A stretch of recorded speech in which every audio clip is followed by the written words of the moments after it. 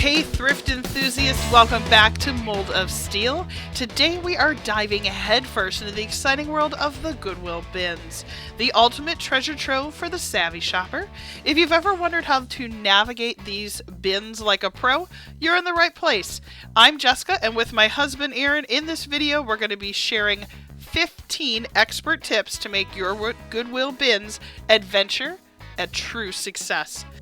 So let me give you a little bit of an overview of what this is. So the Goodwill outlet bins, basically if an item cannot sell at a regular traditional Goodwill store, they'll get sent to these outlet stores where you can buy them in bulk by pounds, depending on what the item is. There are around 103 of these throughout the United States, and there are constantly new ones opening.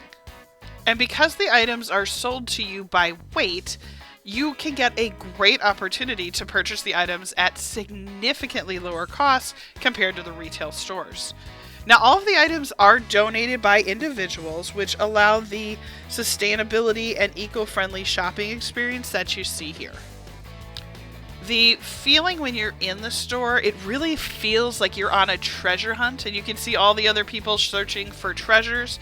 My suggestion to you is if you are going to go shopping for items like this, and you go and you're resourcing something specific, like maybe you sell women's business clothing, or you prefer to sell purses or shoes, really hone in on the items that your buyers are really interested in. So for us, we source a lot of Disney. We source a lot of shoes. My husband loves doing the whole cleanup, getting them, recycled and out there. We have been really successful looking in the luggage and purses. And so we spend a lot of time kind of looking through the clothes, finding unique Disney things, because that really has kind of been our specialty. But I really love trying to find those one-of-a-kind items that have tags, which again, if you can find an item with a tag, make sure throw it in your cart, research it before you go, because a lot of times you might be able to get it for 20 to 30 cents, turn around and sell. For example, we had recently purchased a pair of tan khaki pants that were from Target, still had the original tag, and we were able to turn them around and sell them for $35 because that style pant Target had stopped offering, but they still had the original tag. So the person who bought them was so excited because they had been looking for those. Now, the other thing to remember is that when you go to these bins, the actual items that are there are constantly changing. So you can see there were all these bins that line the entire space, and what will happen is while you're even there, every hour, half hour, there's a different cycle for every different Goodwill outlet, but they will take an entire row to the back and bring out a brand new aisle of items. So you could be there for a couple of hours and stock change out. Now, my suggestion would be is if there's something that you're really interested in, like if you are a shoe reseller, or you resell books or purses, be there when they first open. You want to be one of the first ones to head right to your bins. They encourage one person per bin at a time so that you kind of have your space to work. And I would encourage you to do that only because you are going to get the best stock for the day, because they restock everything. So like this adorable shirt, because Disney's sort of our niche, we picked this up, of course. Went and looked it up. It was selling for around $40 on eBay, especially over the holiday time. So it was a perfect item for us to take a look at.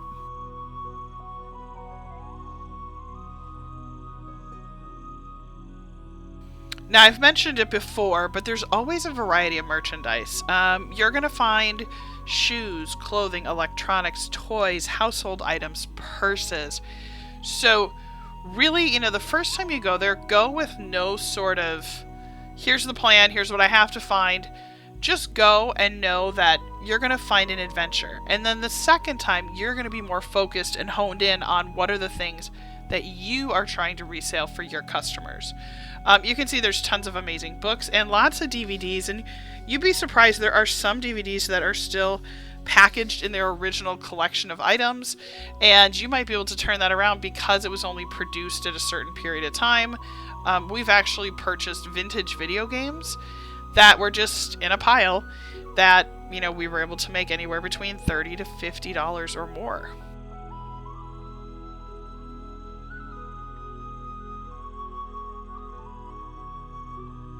Now, as you can see, I am going to tell you flat out, this is definitely a no frills. They're not there to welcome you or make you feel good. This is really just big bins of items, and it's really focused on affordability. It also makes a huge impact on the community. Because number one, obviously purchases at the Goodwill bins help contribute to the organization's mission by providing jobs, training, employment opportunities.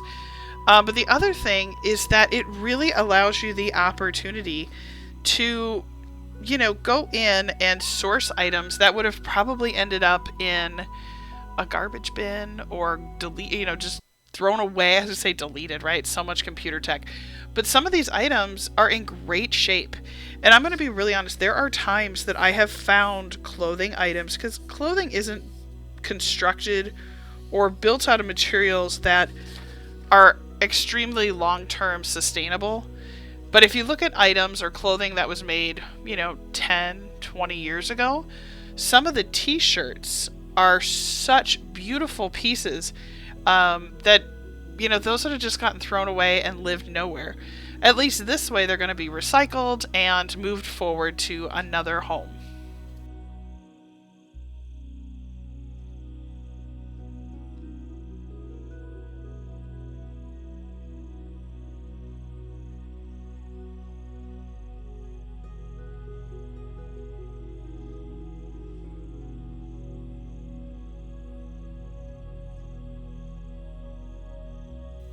Now, I am going to take just a quick moment while we're looking at all of this and just remind you, if you're going to take on something like this and you're saying, I want to do resale, I want to try and do what you and Aaron are doing, or I want to try and do what some of the other amazing YouTubers are doing, please go and try. But remember, I would encourage, before you would ever go to the bins, start in your own home. I know that sounds silly, but in your own house, you might be able to go downstairs where your laundry is and find 2 or 3 totes of items that are great. Maybe they're shirts that, you've lost weight, they don't fit anymore, or reverse. Hopefully it's the other way though, right? Maybe it's items your kids have outgrown. Maybe it's items that, you just don't like the style of that furniture anymore, but it doesn't mean that somebody else doesn't.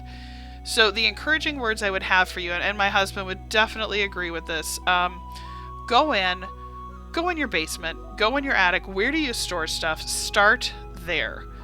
Before you go to the bins, do that. I would encourage you also to set up some amazing sourcing system where maybe you have bins and you have, the items that are all listed go into letter A, letter B, letter C, letter D, or number them. Some sort of organization so that when you do sell these items on eBay, or if you do Whatnot or any of those tools, you want to make sure you're going to be able to find them easy. And by doing that, number one, you're going to clear your house out. Number two, when you go to the bins, you start buying stuff, you're going to refill all that space that you might have just cleared in your house. So I would be very hesitant to go to the bins, because it's easy to say, oh, I'm going to buy all this stuff, it'll all sell, and then it end up sitting in your house for X amount of time. We have had that happen, and then we run a sale. But I would highly encourage you to, look at what you have first. Now, up in the upper right-hand corner, I'm going to toss a QR code. We are going to be venturing out into the world of Whatnot. We're thinking about offering some Whatnot sales, where we're going to go through, maybe pick one of our bins that we have up on eBay and run through some of that merchandise, just to kind of do like a clearance sale, if you will. And if you're not sure what Whatnot is, think of it like eBay auctions live with someone hosting. It's kind of fun because you get to go through and it's all like on a timer. So it can be 2 minutes, 30 seconds, 10 seconds. And basically you bid on the items, you put them up on the screen. And that code that I've got up there, if you go ahead and click on it and it's your first time on Whatnot, you can actually get a credit, and depending on which offer you end up with, it could be anywhere between $10 and up. I have seen them higher than that. I've seen some that were $15. But basically you get that credit in your account. So if you go to ours, link to that, and then go on a Whatnot auction, once it's associated to your account, you can use that. So if, let's say, you bid on an item that's $15, you would just pay shipping, or $10, you would just pay shipping depending on what credit you get. So I would highly encourage you to do that because it's a great way to try out a new tool. And then don't forget to follow us on Whatnot. We're actually on there as Jessica Lynn Original, and that's my company. So be sure to go ahead and follow us there.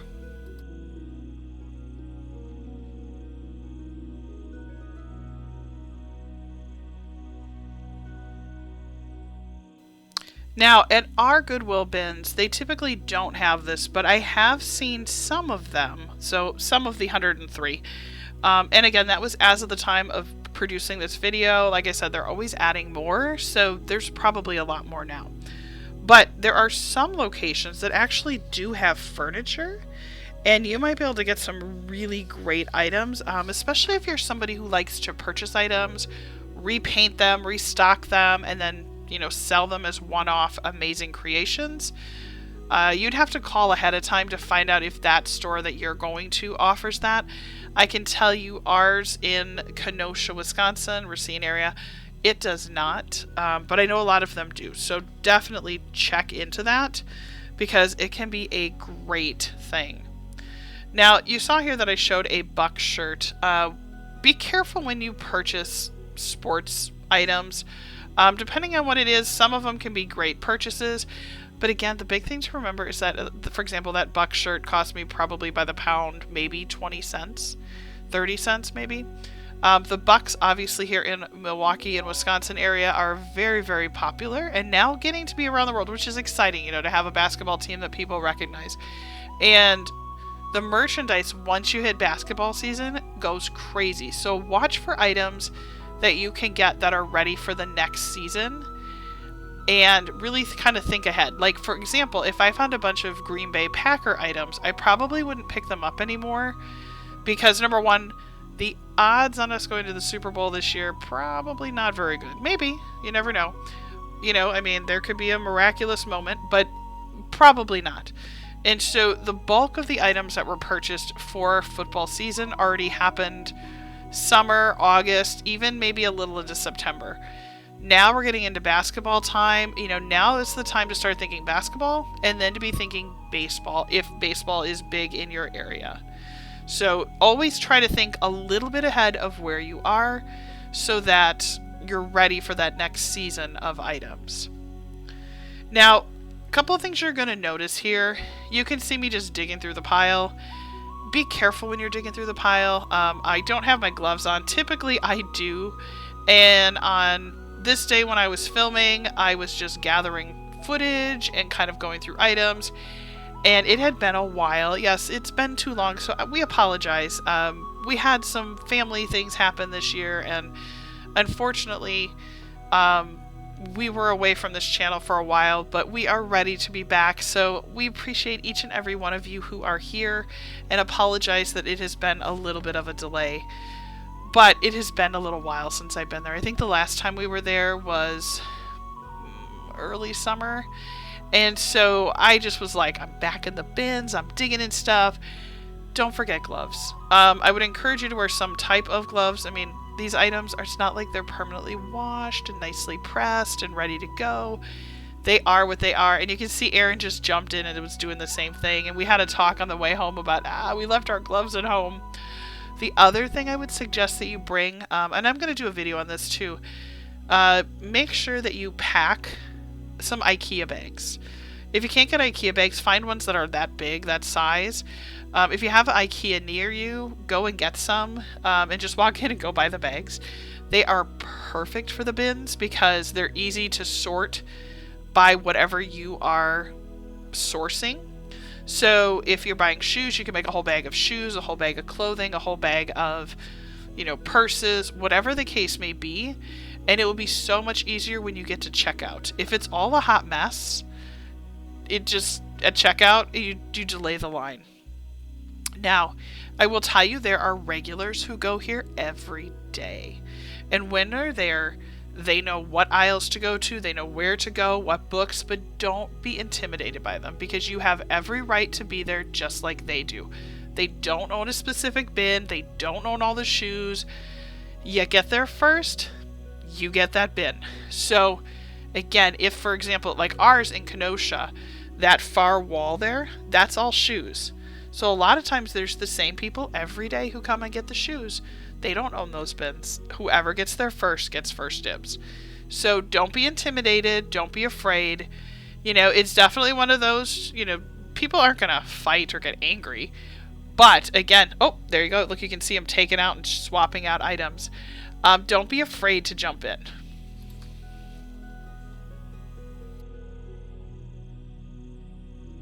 So after we spend our time, typically what Aaron and I will do is we'll split up between the two of us. And we each have our things that we're good at finding. He always finds like all the amazing little home good things. I find more of the Disney clothes, more of the seasonal items. My thing is more the clothing, purses, etc. He kind of focuses on shoes and merch. Oh, and you can see there's a guy bringing in new bins. See how they just load them on in? So that's so cool. I mean, that's literally in real time. And then watch, the guys are going to give him a thumbs up if we're ready to shop. They're going to be like, yep, you ready? Everybody loaded in. Oh, we can't see it. Aaron's blocking it. But he gave him a thumbs up for them to start. Now, one of the things Aaron and I do before we go and check out is we will go through quickly. And now we're standing kind of in the bins because I saw that they were bringing new ones in, so I wanted to show that to you. But typically we'll go over to the far right or one of the far corners and we'll take out our cell phones. Sometimes, obviously we'll go, if we're not wearing gloves, we'll go to the bathroom first, wash our hands, and then grab our phones. But then what we'll do is we will go through and quickly try to see, are there items that are for sale? Seeing he's looking up those shoes, for example. We'll go look up some of the t-shirts, kind of high level. Are these items selling? What's approximate ideas of costs? He found a really awesome drum chair. So if somebody's looking for that, we're going to list that up. Brand new Britas, those were not open. We double checked everything. Immaculate, still sealed. But we'll go through and actually look up all these items. Now, when we went and looked up this, for example, it came back and told us it has to have the entire set. If something is missing, it drastically goes down in price. So he found this really old vintage skeleton. He was really excited about it. And I said, okay, you need to make sure all the pieces are there. And the bummer was everything was there except for 2 of the pieces. And we don't have a 3D laser printer, although it is on our wish list. And I told him maybe one of these days we'll get it. But he could have printed out the replacement pieces. But because we don't have that, he ended up not going ahead and moving forward with it. But what a fun find that somebody had donated. And I wish it would have been there for him because I think he would have really had a good time with that. So make sure that once you're done sourcing, double check your items, double check high level prices. Make sure that these are not items that are going to live in the basement, because then it's no different than you buying a bunch of stuff for yourself and then letting it live down there too, right? So keep stuff moving, watch how long items are sitting for, make adjustments to prices. Just because you priced it out a month ago doesn't mean that now it's still the same price. So always watch for those kind of things. The other thing I would encourage you to do is watch for items that you can put together. So you can see I found a whole bunch of shirts that are those like exercise, the sweat resistant shirts, all the same size. So we got all of those and we're going to put those up as a bundle. Because with shipping costs so high, it's such a better deal to go ahead and purchase, like 3 of the same shirts that you're going to love, and then only pay shipping once. Or we have some golf shirts that we've purchased that are all the same size that we kind of made them little packs. Same sort of thing. So I hope that this inspired you, made you feel a little less afraid. I think the Goodwill bins can be a blast. I can tell you there are good days there. I can tell you that there are bad days there. There are days when you walk in and everybody is weirdly frantic. And then there are days when it's just low energy vibe. So you're really going to never know until you get there. But I think, like I said, the best part about it is that you can get these items. We ended up getting an entire cart full, which was 2 IKEA bags. And our total was $35. So there were some items that were bigger or heavier. But when you average it out, the amount of items we got, it cost us around, I think we figured out it was like 62 cents per item. And there were definitely items that were worth a lot more. And then there were items where I'm like, well, the profit may not be too high, but it definitely is enough. So I mean, 62 cents an item is great. It's much better than if I went to the regular Goodwill stores. I would pay between $2 to $8. And now some of them have had some extremely obnoxious pricing, which bothers me a little, only because everything is donated and then there's charging almost retail prices. So I kind of question a little bit of that, but again, they're a business and it's their choice, and if you want to buy it, cool. If not, then you walk away. And I'll be really honest, most of it I end up finding here because it's way overpriced anyway. So a couple of things I want to just say. Don't forget to go ahead and hit that subscribe button. Ring that notification bell. Like this video. Now, I know you might say, why do you ask to do that? It helps us promote our company out, our YouTube channel. They really watch how many people like the videos and how long you watch. So if you're all the way here, I appreciate you. I do. I hope that this inspired you more than anything. And, we offer a lot of videos on creative ways to make additional money. Now, we've done in the past where we've actually made enough money to pay for vacations, and we've got some fun ideas for 2024. So I hope that you'll subscribe so that you can be part of those fun adventures with us. And then you can see at the end, after we paid, Erin's just sort of making sure everything is put together in the bag and ready to go. And then I'm going to put some more videos up on the screen in just a few minutes, so please feel free to go and watch some of those. We have done some Uber and some DoorDash as well, so those are fun to watch. And I do have some other eBay ones as well. So if you have any questions about shopping at the Goodwill bins, I don't work there, but I've been there enough that I can definitely answer those for you. So toss them down below. I'd be happy to do that. And I just hope you enjoyed our video. Crazy part is this was filmed mid-December, and in Wisconsin typically it is usually freezing by now, but for some reason this weekend it was like almost in the high 50s, almost 60 degrees. So absolutely fabulous day to be outsourcing. So again, thank you so much for watching. Click and like, don't forget to subscribe, and we will see you back again real soon. Take care, everybody.